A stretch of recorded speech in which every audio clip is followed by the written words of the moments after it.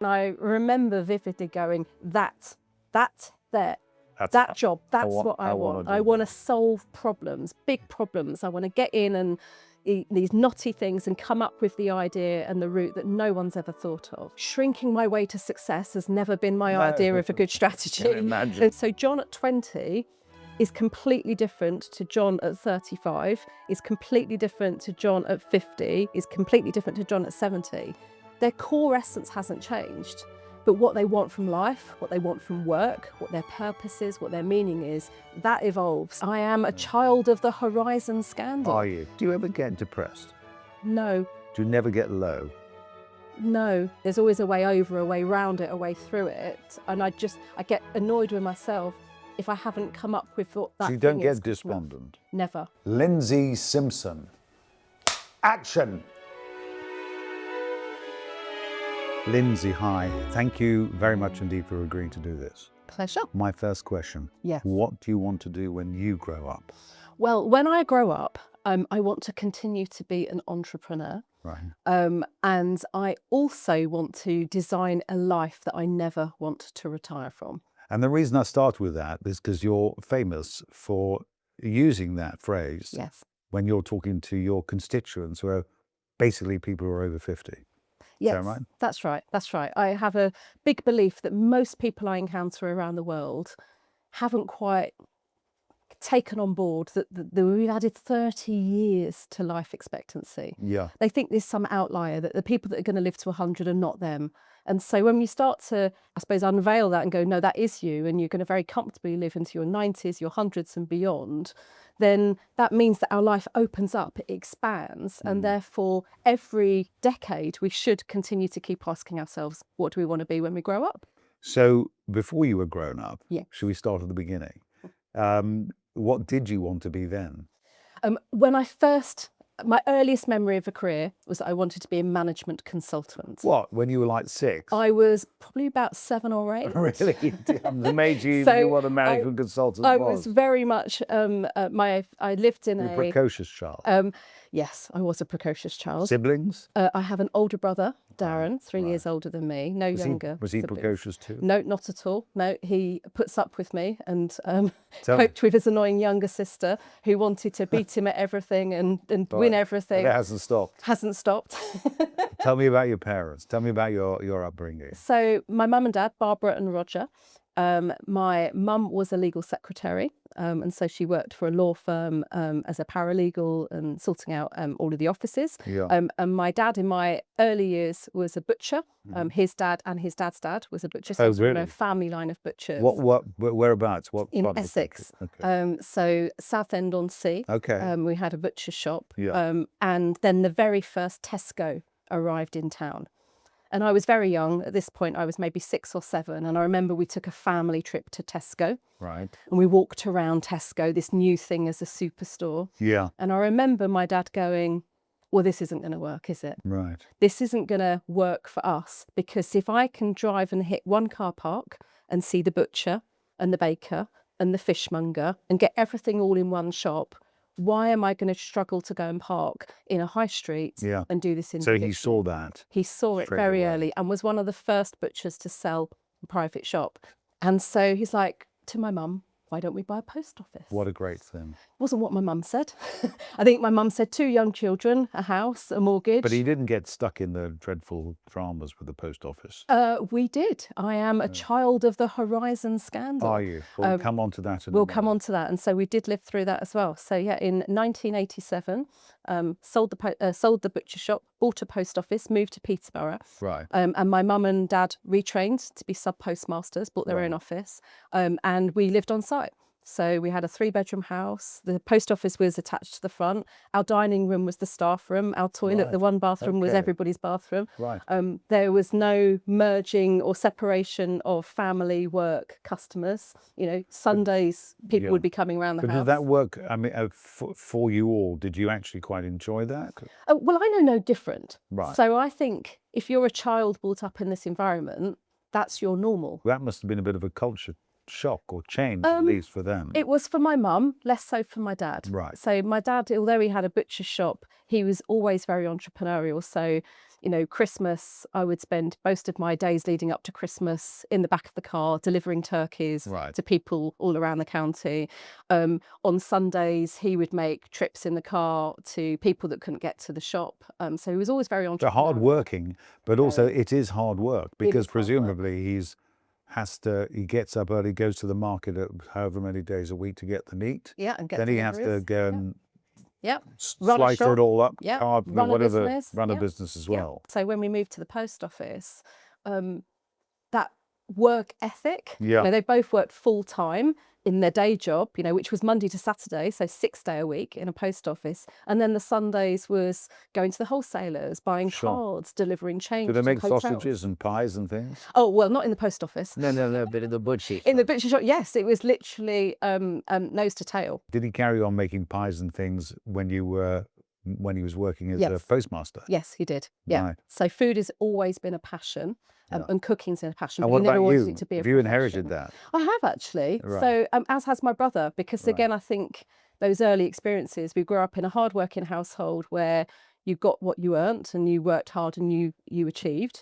But food, everything, you know, was made from fresh. And so we Right. both have a love of cooking. We're both taught to cook very early. We're both taught to be very independent very early Yeah. because we had parents that were working. And Sure. so we couldn't rely on getting a lift somewhere Sure. or, you know, But it being was a entertained. happy family. Amazing. I'm Right. very fortunate. That's great, isn't Yeah. it? So when you were working or rather your parents were working as, was your mother in the post? Yeah, they business both as work full well? time. They're both postmasters. So you said that you got caught up, or you were part of the Yes. Horizon thing. Yes. Tell me about that. Yeah. So my dad is a real tech fanatic. Yeah. So he would be the first person in his 80s now that would be queuing up for the next iPhone release. You know, he's teaching me, Right. you know, how to use certain functionality on his iPhone. Brilliant. He's always been into tech. And so when the post office started to digitize the offices and they were looking for offices that were going to embrace the new technology, my dad was the first one with his hand up going, we'll do that. We'll take this. We'll be one of the early offices. And, you know, I remember a moment in 1988, we took a family holiday to Florida, to Disney World. It was a big deal because since they'd been running the post office, you can't really take holidays. Sure. You have to arrange cover Sure. and pay for the cover. So it's like a double tax on going on holiday. As a self-employed, you can't shut the business. No. And so we went on holiday, had this wonderful holiday, 2 weeks. And I remember we came back and the person that had been covering the office, their face was just ashen, that they had a balance that just wouldn't, you know, like thousands and thousands of pounds that was just missing, that they couldn't reconcile. Right. You know, and so we got back, we unpacked, and then my mum and dad worked through the night doing every single receipt, every invoice, every check, everything for the last 2 weeks to see where there had been a misplacement. Yeah. And there wasn't a misplacement. And so they're like, well, there has to be something. It's going to come up in the wash. In the next 1-2 weeks, we'll find that we have an over of the same amount.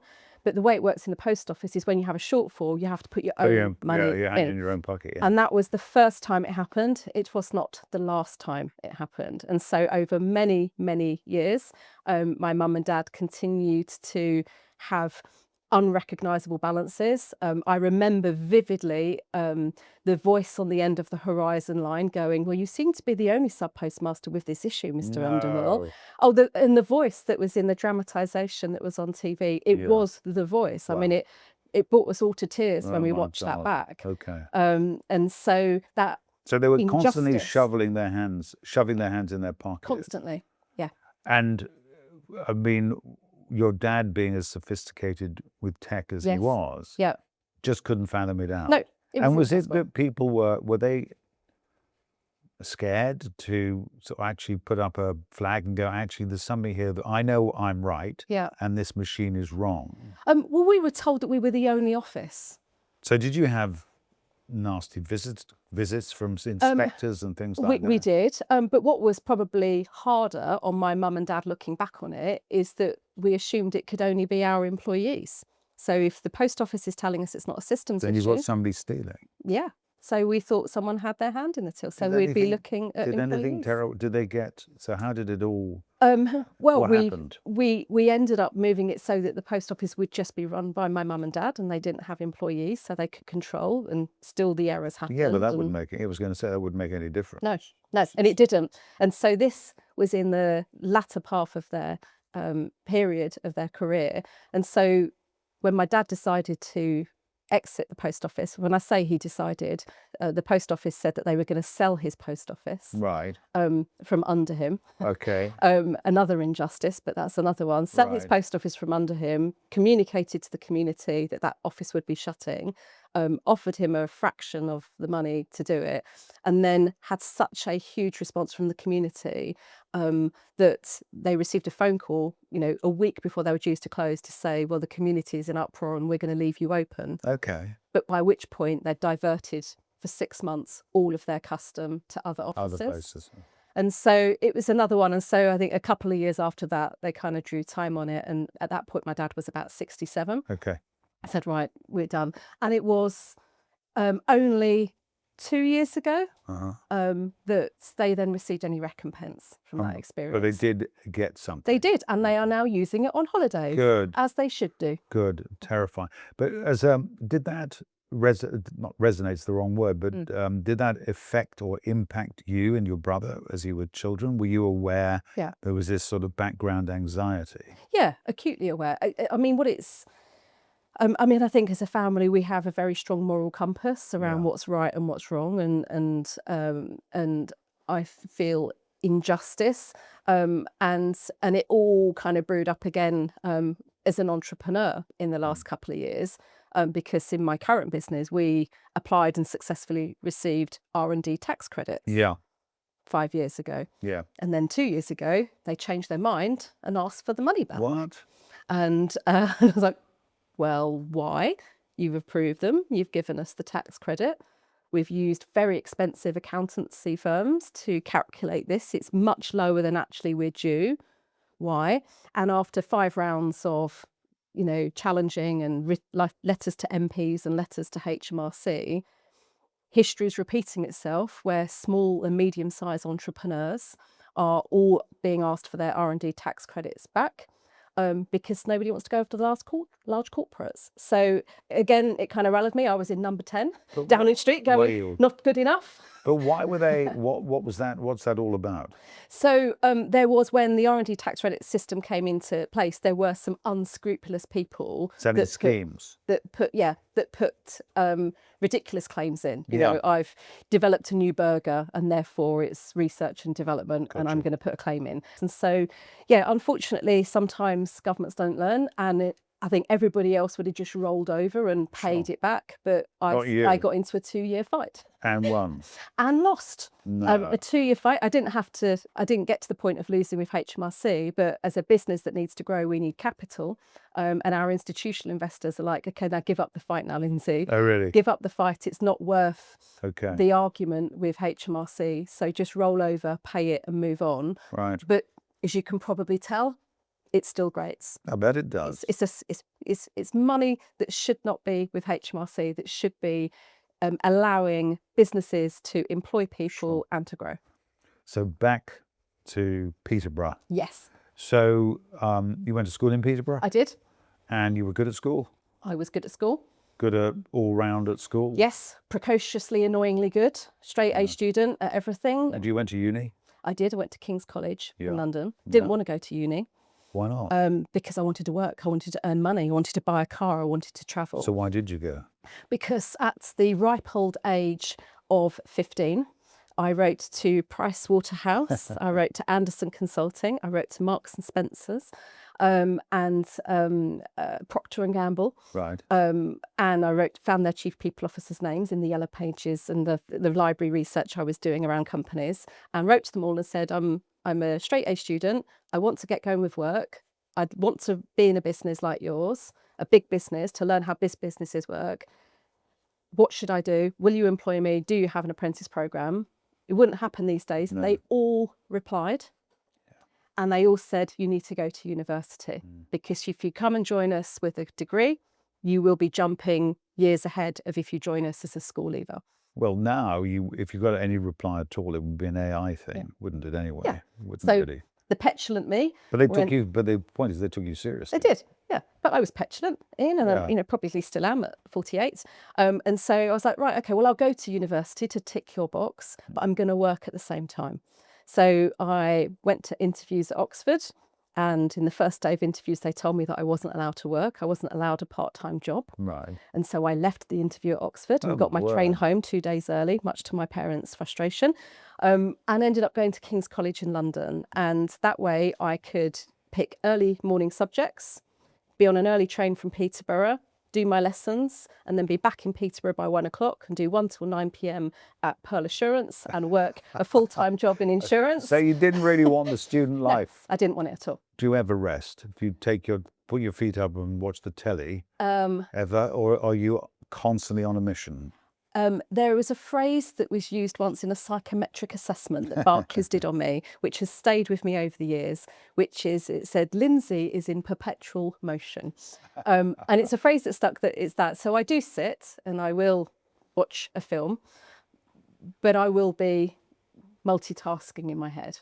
So you went to university, got your degree. Yes. And were working for Pearl Assurance, doing what? Claims management or something? Yeah, I was buying people out of their private pensions and putting them back into their occupational pension schemes. Okay. Yeah. Okay. Yeah. And did that give you a grounding in anything much? Oh, massively. It's, well, this is going to be, this is like... I'm braced for it. Do you know, I feel like I should be lying on the couch here, because this is like, I haven't shared any of this, I think. I don't know how you're pulling it out of me. I've got more up my sleeve. So it taught me about financial services, and I enjoyed understanding the technicalities of financial services. I worked in a contact centre, I worked back office, I understood leadership structures. They had a great system. So Pearl Assurance, which was part of AMP Group, they had this kind of staff suggestion scheme. Yeah. And so I remember I'd been there about a year and I'd been coming up with ideas of how we could improve this and how we could do that, and this should be changed. And our CEO at the time, a guy called Richard Surface, don't know if he's still around, it was a very long time ago, came walking through the floor, you know, to meet the troops. And he comes to my desk because the team leader's gone, oh, you must meet Lyndsey. She's, you know, working, she's an undergraduate at university, but she works here full time, and she's got some great ideas. And so I went to share, I literally started to share an idea I had that was going to save them, I thought, quite a bit of money. And I got, I think, 3 words out of my mouth before he leant in, tapped me on the shoulder and went, that's why we have a staff suggestion scheme, and then walked off. Oh, no. And at that point, I'm like, right, not going to work. How patronising. That's unbelievable. So this is how I'm never going to be. Do you think that was overt sexism? Do you think if you had been a boy doing that, he'd have been, was it just that he was I think it was a level thing. So what did you do then? So I started applying for management consultancies, because that was the dream of the management consultancy. That's what you wanted to do when at the age of 5. Well, and really what cemented it is, I don't know, do you remember a programme with Sir John Harvey Jones called Troubleshoot? Of course. It was great. Well, as an 11-year-old, I lived and breathed troubleshooting. You used to go in and sort companies out that didn't know what they were doing. I loved it. The Capella episode, Capella Apple Juice, that we still have now, where they were on the brink, they were about to default. They had a brilliant product, but it wasn't selling. And he went in and he reviewed it and he says, triple your prices, improve your packaging. Yeah. And I remember all of the leadership team going, this is insane. He did Morgan Cars, I think, as well. Oh, such a great series. Yeah. And I remember vividly going, that job, that's what I want. I want to solve problems, big problems. I want to get in and these knotty things and come up with the idea and the route that no one's ever thought of. And so I applied to management consultancies and I applied to some banks. And the management consultancies told me that I would be a really good researcher for the first 5 years of my career. And obviously I had a very high self-importance, I don't want to do that. I want to be carrying bags. I want to be doing stuff.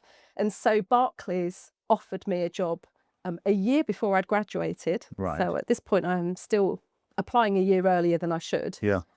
Because I wanted to know I had something. And I applied to be a merchant banker. Right. And She's still in fact, if she watches this, she'll laugh. So Susan Miller-Jones, who's now the Chief People Officer at Evelyn Partners, she was the Chief Hiring Officer for the graduate programme at Barclays back in 1998. And she sat me down and she said, Lyndsey, you've got lots of potential, but there is absolutely no way we are putting you in merchant banking or corporate banking, but you're going to go and join the retail bank. Okay. And I was devastated. Yeah. And I'm like, but retail bank, that's branches, and doesn't sound as important as merchant banking. That sounds like, well, the big stuff happens. Yeah. And she said, exactly, because you can go into retail banking and you are immediately going to have a leadership role. You can break things and the world's not going to end. You can be innovative, you can try things, and we will support you. But if we put you with our most valuable, most expensive, largest customers, you're not going to be let within 5 feet of them for the first few years of your career. So go learn business.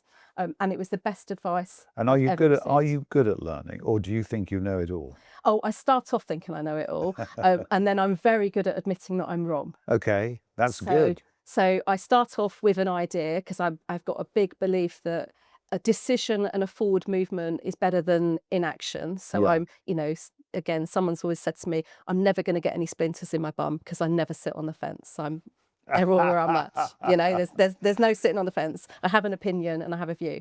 So I believe in forward momentum, but as the years and the experience goes by, I'm like, well, and I'm going to get 70% of that right and I'm going to get 30% of that wrong. Right. And as long as I'm not too proud to immediately spot where the 30% is wrong and listen to when someone goes, that needs to go that way to that way, then I think the momentum takes you forward faster than trying to get it perfect, trying to build the shiny, perfect thing from day one. Yeah. And then you find you've missed the opportunity. You've had, obviously, great successes along the way. We'll cover all that, but you've had great successes. Yeah.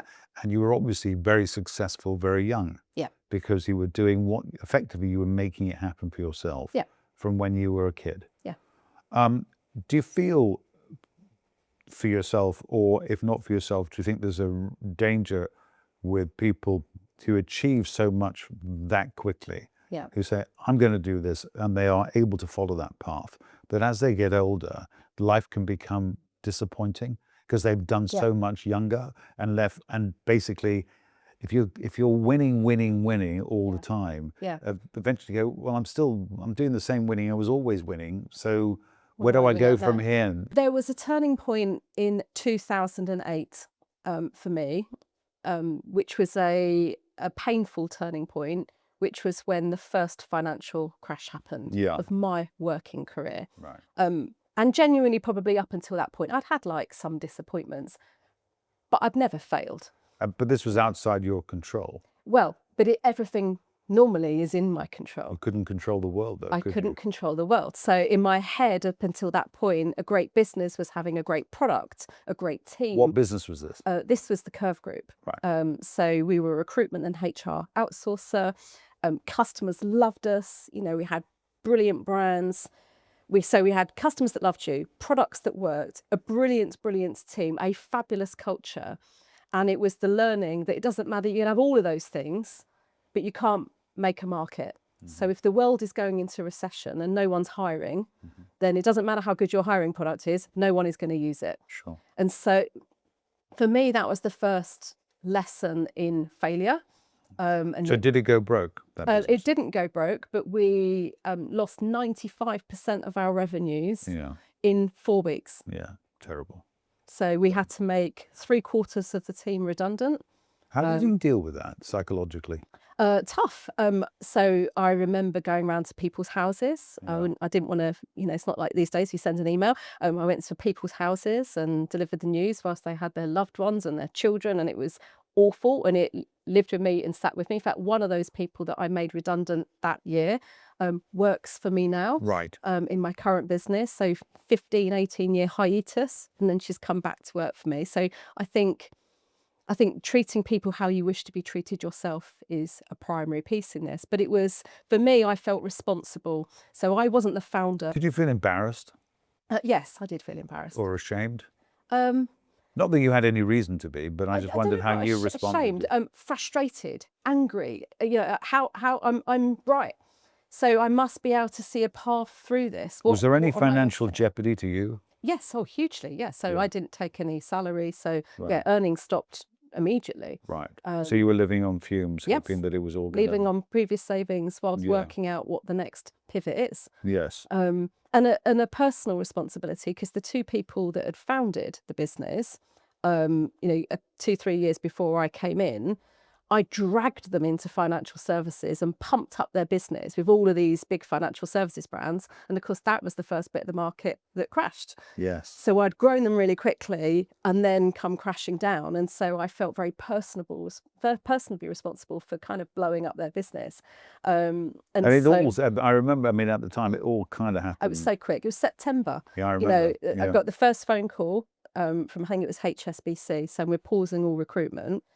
And we had one saving grace, which was at that time, and it's not so common these days, but at that time we had retained searches. Yeah. So for them to cancel their work, they still had to pay us. They had to pay the runoff. Yeah. And so we had an inbound flow of capital, spoke to lots of other peers and other founders and CEOs. And of course, they were like, first time we'd had it, they were battening down the hatches. They were like, reducing costs. We're going to batten down the hatches. We're going to ride it out. Just make this extend, keep our costs really low. And then when the market improves, we'll come back. Yeah. Shrinking my way to success has never been my idea of a good strategy. Can imagine. And so I'm like, well, we've got this influx of cash. So what are we going to do with it? What are we going to invest it in, which takes us away from our core business and goes in the different direction? So I had this harebrained idea, and it was harebrained at the time, that we were going to build an outplacement business. And for those that don't know, outplacement, it's where you're supporting people that have been made redundant. Because, you went from working for the employer to the employee. 100%. Yeah. So I'm thinking there's 3 points on a triangle. So we've got the same company, let's say it's HSBC, got the same buyer, chief people officer. And so all we're changing is the product. So rather than buying recruitment, they're now making redundancies. They're buying redundancy support. Sounds great on paper, doesn't it? Mm-hmm. So spent Christmas buying in the tech, training the team, understanding all about the segment, building a website, everything. That whole Christmas, I remember I was with a team in the States that were doing all the development work. And then we launched to market it was like the 4th of January, 2009. Yeah. And went to all of our customers with this big bang. And all of our customers went, thank you, but we already have outplacement providers that we've been contracted with for years. No, right. And I'm like, shit, that wasn't the plan. But... So you didn't do any, but it doesn't sound like you not to have done some work in advance just call them and say, if I offer you this, would you buy it? Well, first time, no. Would I ever do that again? So absolutely not. So I think as we learn, as we grow, we get these battle scars. We like, well, I know I'll never do that again. I know I'll never launch something without customer feedback. I will never not road test this as a pilot before I go big. But what was really interesting, and it was by luck, was within 24 hours, the phone started ringing. And the first phone call was Pizza Hut. I'm like, what Pizza Hut ringing for? I've never done anything with Pizza Hut. And they were about to close a load of stores and make a load of store managers redundant. And then a big technology company found us. Right. And so all of a sudden, we got brand new customers. Right. And that journey, that experience of pivot and growth and learning was like, all right, I'm never going to be in this position again. So 2 big learns. One was, let's build a business every 18 months that has a different economic cyclicality in terms of profile. So if the market's up here, it sells well. If the market's down here, it sells well. And the second piece for me was around developing businesses that have the holy grail that is recurring revenue. Because you were at Barclays. Yes. And you were at Barclays a long time. 9 years. And you ended up in a very, very senior place. Yeah. Talk us through that, please. The way the Barclays, so it was a business leadership program, called. So the stint was meant to be 2.5 years on the business leadership program, where every 6 months you took a rotation and went through different businesses and learnt different skills and different functions. And during the 2.5 years, you were meant to do your banking exams. I've just done a degree that I didn't want to do. And so I'm like, well, I don't want to do banking exams. And they're like, well, that's what everybody does. Yeah.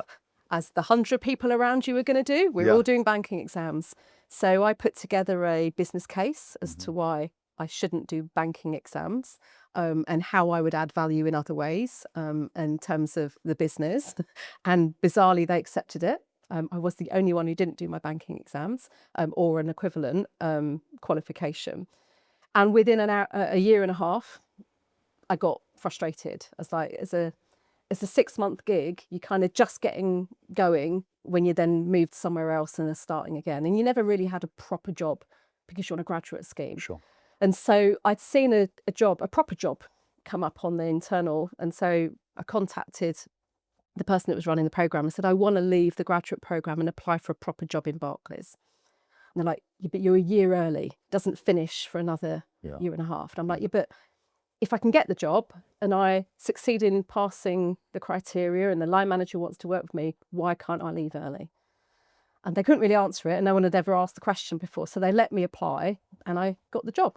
Right. And so I came off the Barclays scheme early and joined Barclays Africa because I wanted to travel. And I'm like, this sounds exotic. I'm going to go and travel around Africa and go and solve things here. And so I kind of had this amazing mobility contract where Barclays could move me internationally with very short notice, like less than a week's notice. They could move me to a different country, a different remit. But it suited me because I... Doing what though? Well, I did Africa. I was looking at retail banking. I then was moved to Madrid, where I was putting in place a new target operating model for... So you had like a roving brief? Yeah. So you didn't have a specific job? Contract. No, each time it would be a new job. A new project. Brand new job. So you were like a sort of minister without portfolio? No, they were actually jobs. So I'd just be moving jobs quite quickly. So probably every 12 to 18 months, I'd go, right, well, I've done that bit in Africa. Now I'm going to go and work for Premier Banking. I'm going to go and do this job. I've done that bit now, and I'm going to go work for corporate banking and look after M&A. And you weren't doing, were you doing client or customer facing? Only in my early days. Right. So the rest of it was more strategy, mergers and acquisitions, right. And really looking at the... Well, that kind of fitted in with your early desire to be a management consultant. It did. So when you were a child and other people dress up as doctors and... I put on my John Harvey Jones tie and jacket. Did you put braces on? I mean, genuinely, people say that kids don't have fixed mindset. I had very fixed mindset. Amazing. You know, from the earliest I can remember, I said I didn't want children. I don't, and then everyone then go, "You'll change your mind in your 20s. You'll change your mind in your 30s." I've never changed my mind. I love kids. I've just never wanted my own. You know, and then everything. Can I ask you about that? Is that because you just you felt that they get in the way of your progress? I don't think. I don't crave it as much as I crave building businesses. Okay. So okay. So yeah, I'm too selfish, I think. Okay. I want to spend my time. I think that the better impact I can have on the world is on building businesses that change people, change personas, that change environments. I don't think me having 2 children or 3 children or 1 child is going to have that same impact. And I know I wouldn't be able to give to children what my mum gave to me. In terms, because I was going to say, because you had such an amazing childhood, you'd think some people might, not that I'm trying to give you a bit of Freudian analysis here, but some people would say that you might want to replicate that. And I knew very early on I couldn't. And your partner, you have a husband? Yeah, my husband. And he's obviously bought into that whole thing. Yeah. Right? Yeah. And does he work in your business with you now? We met at Barclays, one of those early jobs when I was in my early 20s. And so we've been together 25 years. Right. So we've been where he was the senior person, and then he was in Barclays and I was running. Are you both the same? Are you both as energized as each other? No, I exhaust him. Well, I'm glad to hear it, because I could imagine the two of you going, "We're going to do this. No, we're not. We're going to do that. No, we're going to do this." No, we are similar energy in terms of people. So we like people. We get energy from people and ideas and life. But he's far more risk averse and I'm far more open to risk. And who wins? I would say it's 50-50. Oh, really? Genuinely? Yeah. Do you and not necessarily in the same period of time. I would say we have periods where it's more about Andy, and then periods that's been more about me. Do you concede to him if he has you think he's got a good idea? Yes. Or do you... And vice versa. Yeah. So it's not like I'm right. Well, I don't think you could build a partnership for 25 years in that way. I think someone wouldn't put up with that. And there's no reason, as I say, with, I think when people are in unhappy relationships, often it's the other things around the relationship that keep them there, like they've got children. There's nothing keeping anybody here other than the fact that we like and love each other and want to spend time with each other. So the minute that ceased become a thing, then I think the partnership wouldn't work. But in everything we've talked about so far, there seems to have been absolutely no room for outside interests, any hinterland beyond business, or even when you were at school, you were on a mission from the minute you were born, it would appear. Do you have, well, I wouldn't know, your word, not mine.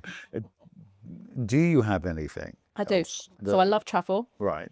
So I will always have to have my next holiday booked, and it is a holiday. Oh, right. And do you switch off? I switch differently. Does Andy switch off? Yes, he switches off. Right. Yeah. I switch into a different mode, which is creative. So I read all my books. I have my best ideas on holiday. Right. In fact, I so believe in the power of holidays that, when we were just 10 people in our business, I introduced 35 days holiday plus bank holidays. Right.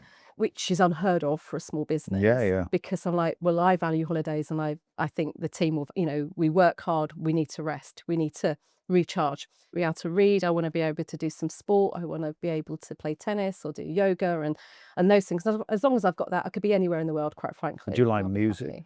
I love music. Yeah. I don't go a day without singing. Is that right? Really? Yes. Really? To any genre, I have I cannot drive without singing. So every time, irrespective of who's in the car? Irrespective of who's in the car. You're just off. If I'm in the back of a taxi and there's a good song, I will sing along to it. That's wonderful. Yeah. I don't have a very high shame threshold. No. So I don't care. Do you ever get depressed? No. Do you never get low? No. You never feel defeated, even if you're not defeated? I can feel frustrated. You say that, what does that mean? It means... I don't know what that means relative to all the other It means emotions. I need to change, so it means I'm disappointed with the outcome. Something's not going my way, but rather than get drawn down by it, I'm like, there has to be a way through. There's always a way over, a way around it, a way through it. And I get annoyed with myself if I haven't come up with what that So you don't get despondent? Never. Does Andy get despondent? No, he doesn't actually. Could you understand that other people sometimes get despondent? Yeah, I've led enough businesses where do you have empathy for people? Yeah, I've or do you go, you should just turn it into a positive? No, it's impossible. It's a mental illness. Yeah. And so you do understand that other people. I am very fortunate that my brain is not wired in that way, and I think mental health is no different to physical health, and equally, it's not a lifelong condition. You can have cancer and you can be in recovery. You can have a mental health episode that you haven't had 30 years before and you then don't have again because it's a moment in time, or it can be a prolonged condition. But I think it's a health condition, and touch wood, no, but no wood anywhere. No, touch wood. I haven't at this point in my life ever experienced that lowness. I just have this I have this kind of sleep on it, so I can go to bed going, that was a bit crap.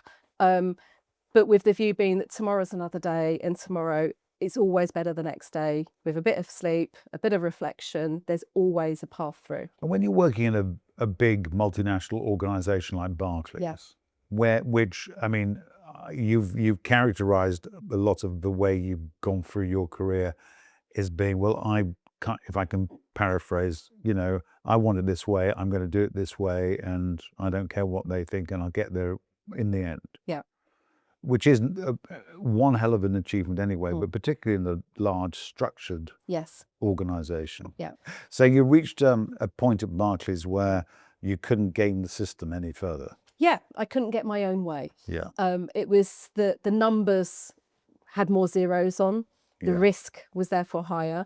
And so I found myself producing PowerPoint after PowerPoint. And particularly in my last role where I was, had very much a mergers and acquisitions agenda, if I had found a company that I felt that Barclays should acquire and I'd done all the due diligence and I've presented the case, if they then didn't want to do that, I'd be like, well, then why are you employing me then? Why? Because in my logic, it would be, well, clearly that should be a decision that I'm empowered to make. Well, was it more that you felt that they're really not up to my level if they don't understand why this is a good thing?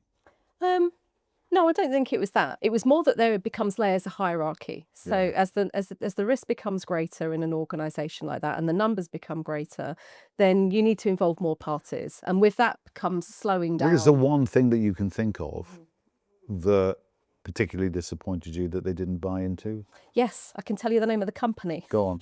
FlexiRent in Australia. Okay. I travelled all the way to Australia and thought they were an amazing business that would have really added to the portfolio.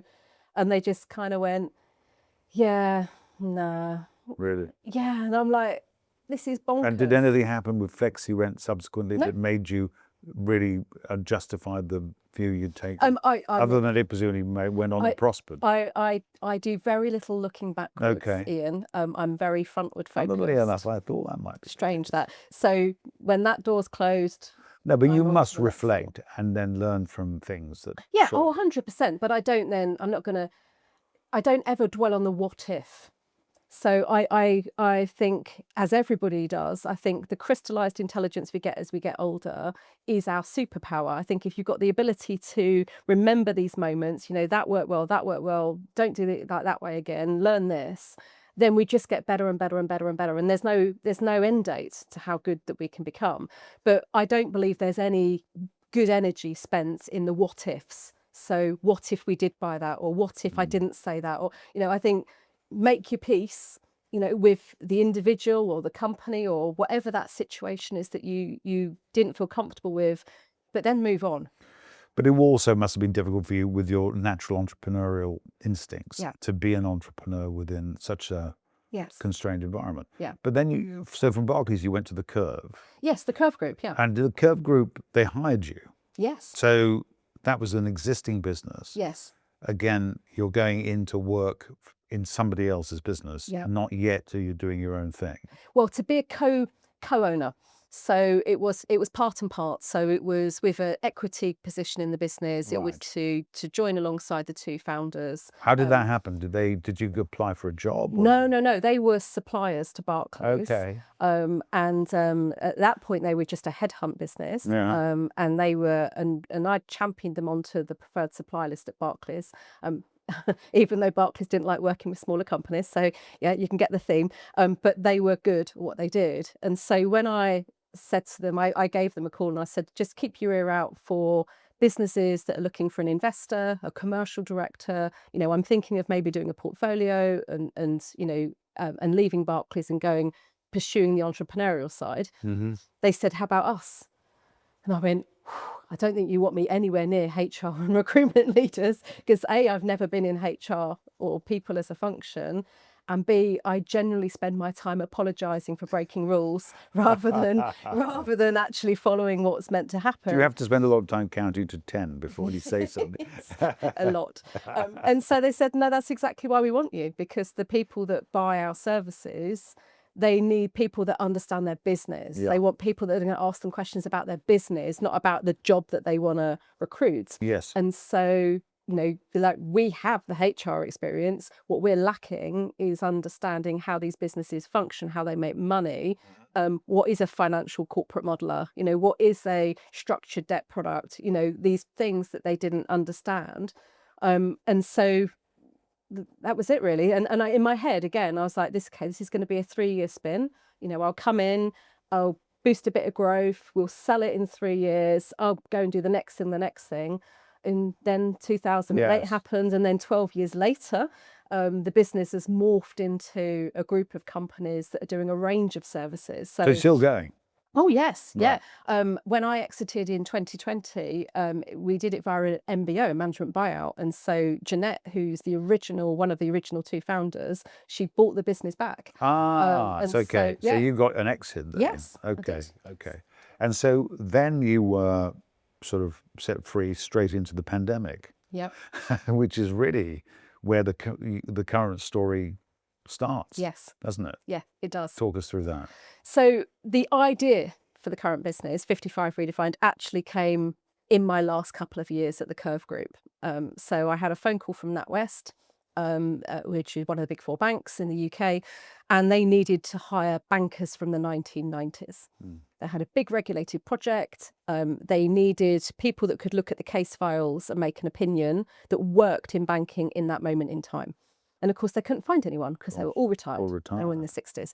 So I still have my Barclays mobile number, still have it now, from the 1990s. And so I just started ringing people that I hadn't spoken to in a decade plus. Amazing. Yes, I was the annoying blonde woman. Yes, that's me. Yes, yes, yes. Do you still want to talk to me? And in 8 weeks, we hired 400 people out of retirement. Incredible. And so that was the nub. That was these conversations where people were saying, the biggest mistake of my life was retiring. It just kind of struck something. And so I was like, well, if I just pick randomly 400 people that are outliers, or is this a bigger thing? So I got census-wide to do a study of 4,000 over 50s in different sectors, different wealth categories, different industries. And I started to pick the brains of all of the companies that I work with around, what are you doing around your aging workforce? What are you doing around your company strategy? And they all kind of came back with, we don't really know what we're doing and we don't have a plan.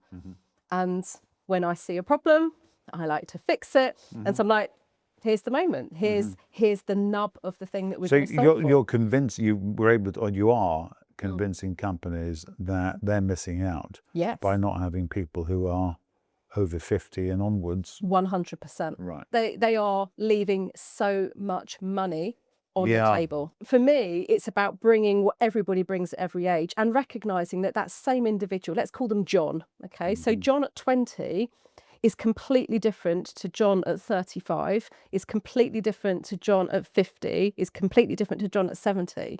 Their core essence hasn't changed, but what they want from life, what they want from work, what their purpose is, what their meaning is, that evolves. Right. And so, businesses need to take people on this journey to release this potential.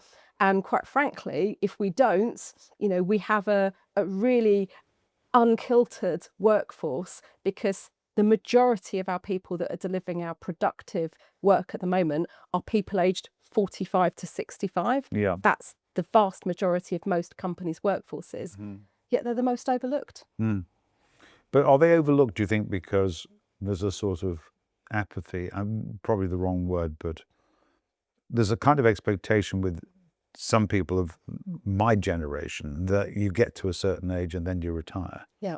Rather, it's just like there. I have some friends who really think it's a destination. Frustrate me because they're all, the men particularly, all turning into old men. Yeah. And they're my age. Yeah. And to some people, they may be old men, but I don't think of myself as old. No. But they do think of themselves as old. Yeah, exactly. And so from an employer perspective, what we see is something called ROE. So most companies know about ROI, return on investment. Yeah. They can tell you how much somebody costs to run, what's their pay, what's their bonus, Yeah. etc.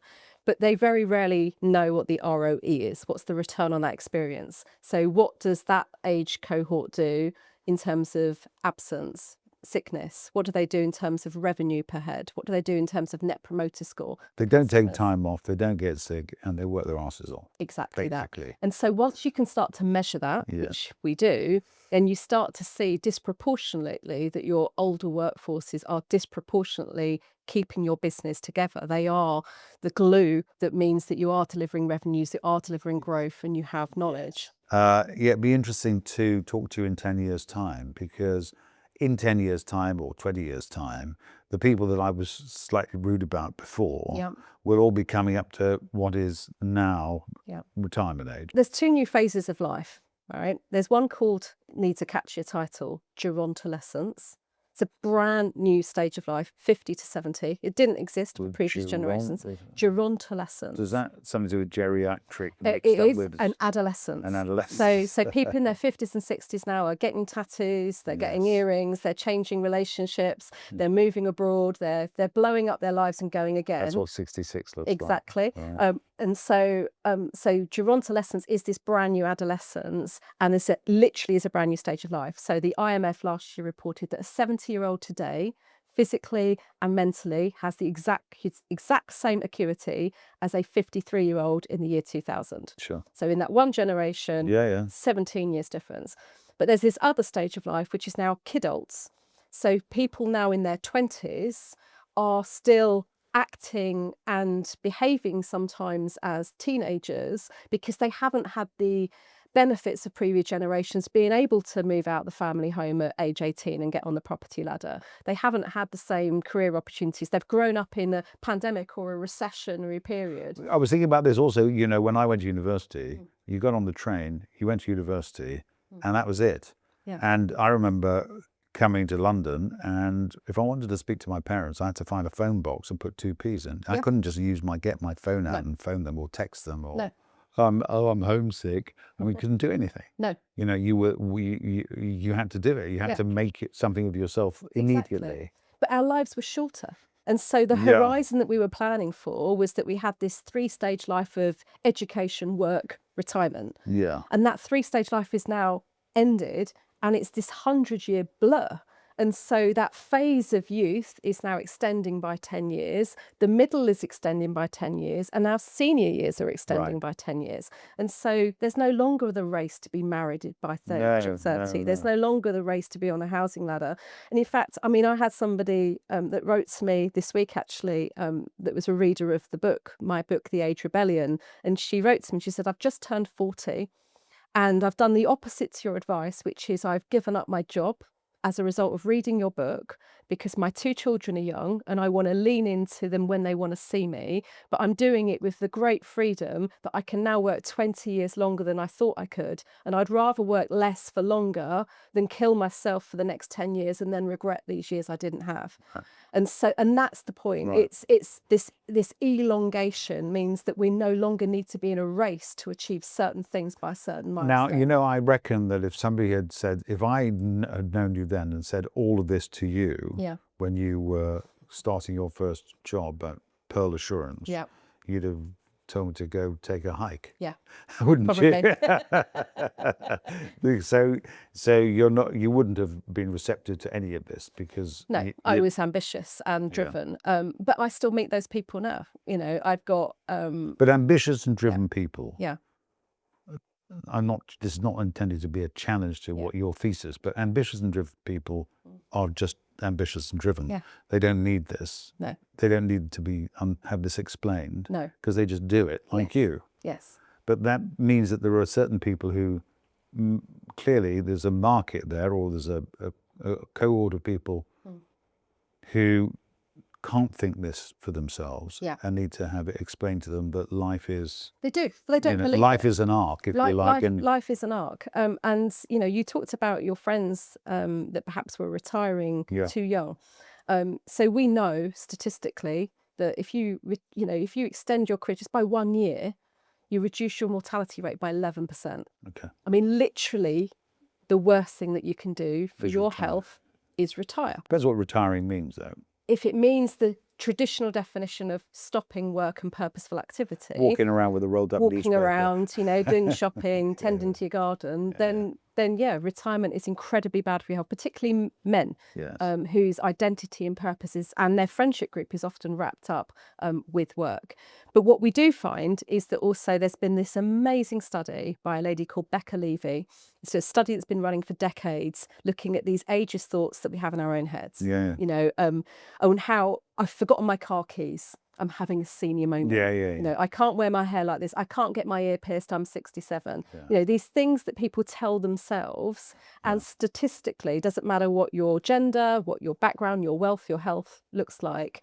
We know that if you hold those views about yourself, you will knock 7.5 years off your own life. Is that right? 7.5 I'm going to live to 500 at You this absolutely. rate. Well, I mean, I can't live under 100, can I? I mean, you can't. You'll be a really bad. Can you imagine? So Oh my word! triple digits all the way. That's the end of it. But genuinely, what we hold about ourselves, and the people that then hold these views about themselves, not only are they impacting their own lifespan, but it's like the worst possible rippling circles out. They have these same views about other people. You know, if they're a leader of people, well, I can't teach them tech because they're in their 50s, they won't understand it. My dad can't use those set of ladders because he was going to fall. Yes. You know, so they have these negative age-related restrictions that they place on everybody in their aura. Yeah. And they don't realise, if you just unpick that, if you just recognise that you've always forgotten your car keys. It's nothing to do with the fact that you're having a senior moment. You're just really rubbish at finding your car keys, and always have been. Then you can actually start to challenge your brain and go, well, I can do this, and I can do that, and I can learn that. And the minute we train our brain, then it's limitless, because the brain just responds to what you keep telling it. Sure. In terms of the part of the business that is employer focused, yes, has all the recent shifts in governmental policy around the world about EDI and all that made a difference? Yes. So in the US, it had a big impact on us last year. So, you know, we have kind of 3 products within our business. We've got a big data product, so people understand their age intelligence and their risks and opportunities. We've got a big SaaS product, which helps individuals and them to get real-time age intelligence. And then we have a diversity product. So if you want to be an age-friendly certified employer, we're the only body in the world you can come to.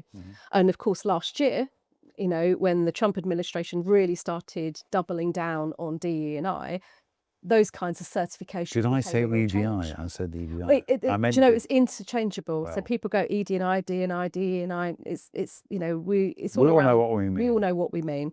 When they started doubling down on that, there were organisations that felt really conflicted. They were like, we don't want to break the law.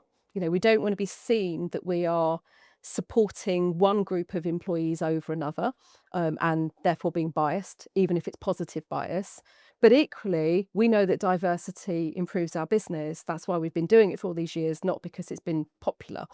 And so what's been very interesting to us, after probably about 3 months of people going, how do we respond to this?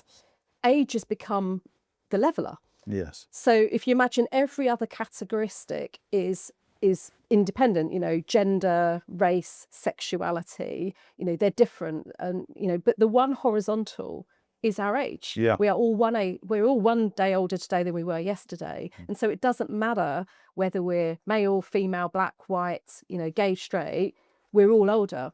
And so what we found in the US particular is that age inclusion has been the banner that they've been able to attach to their wellness and their diversity. And then underneath that, they've been able to lean into specific characteristics. So if we're looking at it through an age lens, do we have enough young black men joining our business?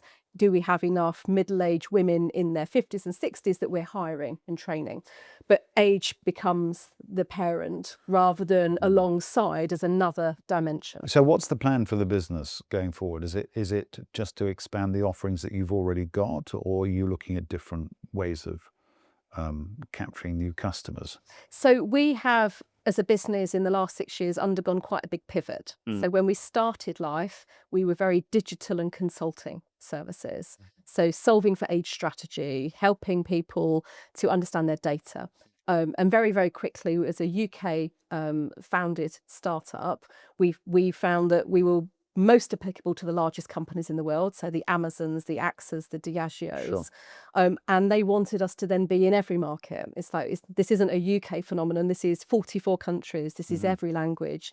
And so through our customers' pressure, really, we've become a SaaS business, we've become a technology business, because if we're going to be able to serve people in their own time zone, in their own language, and at scale with hundreds of thousands of employees, then it has to be delivered through brilliant tech.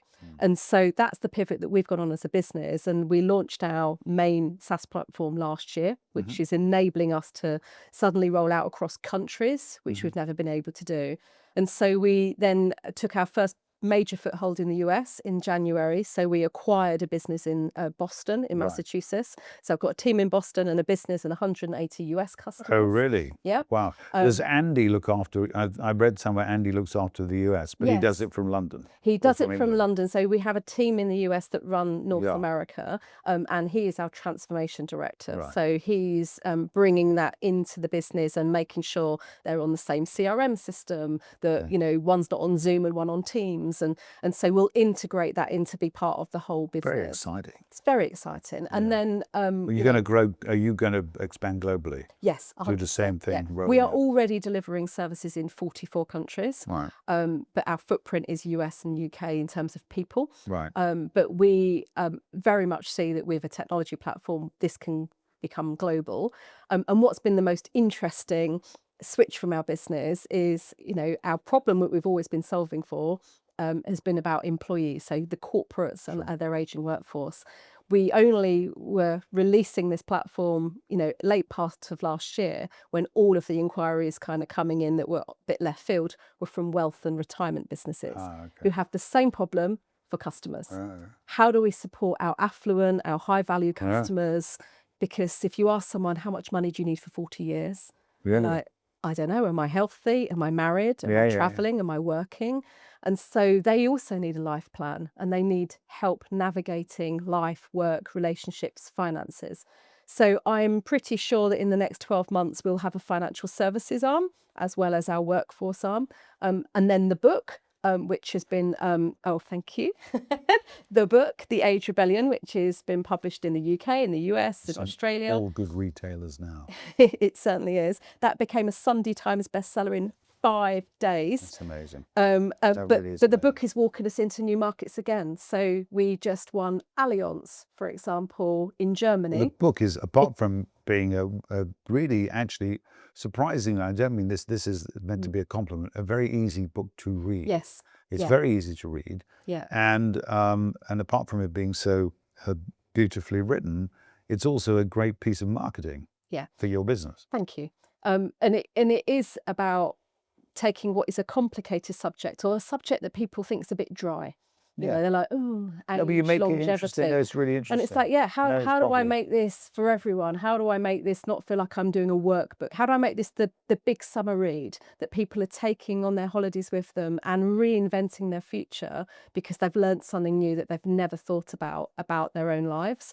And so that seems to be resonating. You know, we had a wonderful post from Richard Branson who it resonated with, and some lovely people around the world. Brilliant. But no, that is also, as I say, walking us into countries and into boardrooms and into bedrooms around the world, and that's opening doors as well for us. So it's been a really interesting couple of months as we go global. But certainly, you know, what's my ambition for the business is that we are fully globally within the next couple of years. And therefore, we're able to enable everyone everywhere to feel inspired and not retired. As this podcast is called Winning, in terms of wins, could you run me through them in your mind? What you think in your mind have been the wins that you've had? The big wins I've had. So I think pivoting the 2008 financial crash was a big win. Having people that work for me in my current business that worked for me 15 years ago that went through tough times, I think is a personal win. Having a relationship of 25 years that stood the test of time and evolves and grows at the same pace as our brains do, I think is a real win. That's a big win. It's a big win. Couldn't do what I do without that. I think it's the basis of, I think you have this clear headspace at work if you have support outside of work, and I'm very fortunate to have that. I think the book was a surprising win. Everybody, everybody managed my expectations. They're like, we know you like to win, Lyndsey. We really, really know you like to win. But it's a non-fiction hardback from a debut author, and no consumers know you. You're a B2B person. And so getting that Sunday Times listing was a major win for me, and because it quietens the naysayers. Yes. And so anyway, and you know, from a professional perspective, building this product called Me Redefined has been a real win, because I'm not a traditional tech background CEO. I'm not, I don't spend my evenings coding. No. I didn't grow up in Silicon Valley or, in But you know what it can do for you. Yeah, and I know what I want it to look. I have from day one, which has driven the designers mad. I know exactly what I wanted it to look like. Yeah. I know, and I'm like, and if it looks anything like the corporate tosh that comes out from the big corporates, then we're shutting up shop and going home, guys. Because unless this looks like Apple have taken over the world and it's beautiful and it's immersive, and I'm not being told to do it, but I want to do it, and I'm doing it at 11 o'clock at night in my own time because it's changing my life. Yes. That's when we win. If it's something that someone tells you to do, give it up. And so I think that is a win. And the early metrics, kind of 6 months into that being out in the world, with big customers like Tesco and Nestle and Philip Morris International, has just really showed us that actually this is going to change the world. And I feel that is a big win. Well, it's been a win for me having you talk to me this much. afternoon. Thank you very much. Thank you, Ian.